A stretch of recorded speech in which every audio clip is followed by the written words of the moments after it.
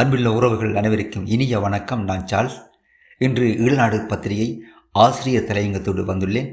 ஈழநாடு பத்திரிகை என்றதும் எனக்கு நமது ஈழநாடு பத்திரிகையில் பணியாற்றிய ஞாபகங்கள் வருகின்றது.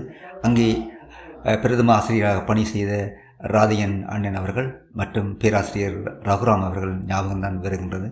ஆசிரியர் என்ன சொல்லுகின்றார் என்றால், இங்கே கட்சிகள் ஒன்றுபட வேண்டும் என்றும் கோரிக்கையை விடுத்துள்ளார். பரவலாக தமிழ் கட்சிகள் எல்லாம் பிரிந்து படுகின்றன. அவர்கள் ஒன்றிணைந்து தமிழ் மக்களின் விடிவுக்காக போராட வேண்டும். அங்கே கடந்த வாரம் தையிட்டியிலேயே அந்த புத்தவிகாரை விடயமாக எல்லாம் ஒன்றிணைந்து போராடியதை காணக்கூடிய இருந்தது. அதேபோல் எல்லா விடயங்களிலும் தமிழ் கட்சிகள் ஒன்றுபட்டு செயற்பட வேண்டும். எனவே ஆசிரியர் இங்கே கட்சிகள் ஒன்றுபட வேண்டும் என்று கூறுகிறார். வாருங்கள் கேட்போம். ஆசிரியர் தலையங்கம். கட்சிகள் ஒன்றுபட வேண்டும் என்னும் கோரிக்கை. கட்சிகள் ஒன்றுபட வேண்டும் என்னும் கோரிக்கை. சிவில் சமூக குழுக்களாக, சிவில் சமூக அமையமாக தங்களை அடையாளப்படுத்தி கொள்பவர்கள் அவ்வப்போது பெரும்பாலும் அத்தி பூத்தாற்போல் என்று சொல்வது போன்று சில திடீர் அறிக்கைகளை வெளியிடுவதும் உண்டு.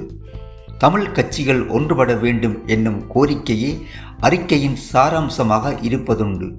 ஆனால் இவ்வாறு கட்சிகள் ஒன்றுபட வேண்டும் என்று கூறுபவர்கள் தாங்கள் விரும்பும் கட்சிகள் மட்டுமே ஒன்றுபட வேண்டும் என்று மட்டுமே கூறி வருகின்றனர். தவறையும் அனைத்து தமிழ் கட்சிகளும் சில பொது விடயங்களில் ஒன்றுபட்டு செயல்பட வேண்டும் என்று கூறுவதில்லை. உண்மையில் இன்றுள்ள அரசியல் சூழலில் அவ்வாறான முயற்சிதான் தேவையானது. தமிழ் தேசியம் என்று ஒரு சிலரை வகைப்படுத்துவதும் வேறு சிலரை அதற்கு பொருத்தமற்றவர்கள் அல்லது அதற்கு தகுதியற்றவர்கள் என்று வகைப்படுத்தும் போக்கே கடந்த 15 வருடகால ஒற்றுமை முயற்சிகளின் அடிப்படையாக இருக்கின்றது. இவ்வாறான ஒற்றுமை முயற்சிகள் பயனற்றவை என்பதை அனுபவ ரீதியாக உணர்ந்த பின்னரும் கூட அவ்வாறான ஒற்றுமை பற்றியே இவ்வாறான சிவில் சமூக கோரிக்கைகள் முன்வைக்கப்படுகின்றன. ஈழத்தமிழ் மக்கள் தற்போதிருக்கும் நிலையிலிருந்து ஒரு படியாவது முன்னோக்கி பயணிக்க வேண்டுமென்று உண்மையிலேயே சிந்தித்தால், அதற்காக உழைக்க வேண்டும் என்று எண்ணினால் அனைத்து தமிழ் கட்சிகளையும் முதலில் ஓர் அரங்குக்கு கொண்டு வர வேண்டும்.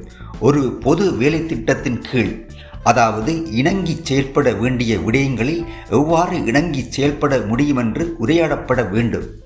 ஈழத்தமிழினம் வரலாற்றில் என்றுமில்லாத அளவுக்கு அரசியல் ரீதியில் மிகவும் பலவீனமாக இருக்கின்றது. இதனை கையறு நிலை என்று கூறுவதுதான் மிகவும் சரியாக இருக்க முடியும். இவ்வாறான ஒரு சூழலில் தமிழ் தேசிய தரப்பு, தமிழ் தேசியமற்ற தரப்பு என்று தமிழ் கட்சிகளை வகைப்படுத்தி சிந்திப்பது தவறானது. இதனை புரிந்து கொள்வதுதான் இன்றுள்ள சவாலான அரசியல் சூழலில் கட்சிகளின் ஒற்றுமையை உணரச் செய்வதற்கான முதல் படியாக அமையும். அவ்வாறில்லாது தொடர்ந்தும் ஒரு தீண்டாமையை பேணி பாதுகாக்கும் முயற்சிகளால் தமிழ் மக்கள் ஒரு மக்கள் கூட்டம் என்னும் வகையில் அவர்கள் எதிர்கொண்டு வரும் பிரச்சனைகளுக்கு ஆக குறைந்தளவிலான தீர்வுகளை கூட காண முடியாது. கடந்த 15 வருட கால அனுபவங்கள் சில விடயங்களை தெளிவாக எடுத்துரைக்கின்றது. அதாவது, இவ்வாறான தீண்டாமை மனோபாவ அரசியலால் எதனையும் சாதிக்க முடியாது. இதனை உணராமல் தொடர்ந்தும் செயல்படுவதால் நிலைமைகள் மேலும் மோசமடையுமே தவிர எந்த ஒரு விடயத்திலும் முன்னோக்கி பயணிக்கும் ஆற்றலை தமிழ் கட்சிகள் பெறப்போவதில்லை. வடக்கு கிழக்கை அடிப்படையாக கொண்டு இயங்கும் அனைத்து தமிழ் கட்சிகளும் ஒரு பொது வேலை திட்டத்தின் கீழ் வர வேண்டும். அதற்கான முயற்சிகளை சிவில் சமூகமாக தங்களை அடையாளப்படுத்தி கொள்வோர் முன்னெடுக்க வேண்டும். அதற்கான முயற்சிகளை சிவில் சமூகமாக தங்களை அடையாளப்படுத்திக் கொள்வோர் முன்னெடுக்க வேண்டும். நன்றி. ஈழநாடு.